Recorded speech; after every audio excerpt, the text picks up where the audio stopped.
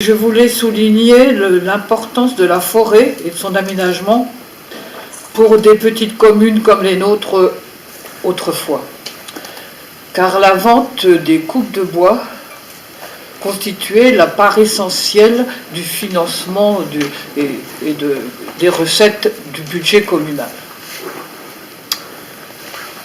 Si l'on consulte les registres municipaux, du 19e siècle par exemple, on se rend compte de l'importance justement de ces ventes de coupes de bois.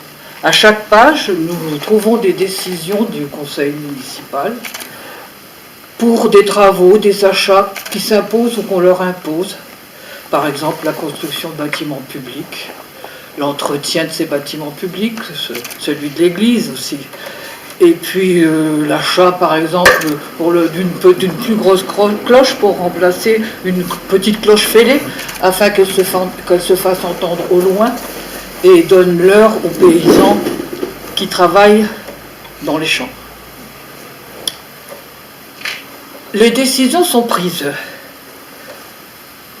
à l'unanimité souvent, après de longues discussions circonstanciées, mais toujours il est noté à la fin que la réalisation de ces travaux ou de ces achats sera faite plus tard, dans quelques années, quand une coupe de bois sera délivrée et pourra être exploitée et vendue. Et en général, c'est ce qui se passe. Actuellement, si vous voulez, les ressources, surtout à Ternant, je ne sais pas Semsange, mais à Ternant, les ressources apportées par l'exploitation de la forêt sont minimes. Elles nous permettent surtout de financer les travaux pour l'aménagement, l'amélioration et le développement de notre bien communal. Mais nous sommes toujours très, très attachés à la forêt, c'est notre principale richesse. Car tout comme les vieilles pierres, les prés où paissent les moutons, les champs cultivés, la forêt façonne notre paysage, construit notre cadre de vie. Nous vivons au rythme de ses couleurs. Et nous sommes fiers et heureux de pouvoir la partager avec tous ces visiteurs, d'où qu'ils viennent, et l'entrée est gratuite.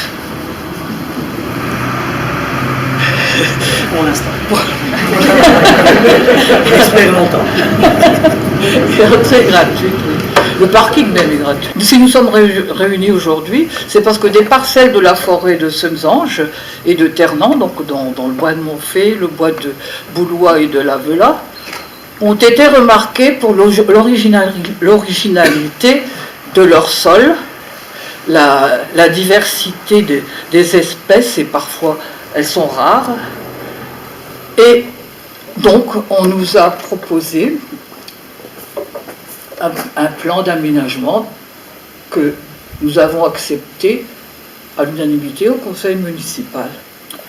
Ce plan permettra l'observation de l'évolution de ce milieu qui peut se fragiliser et permettra, j'espère, aux visiteurs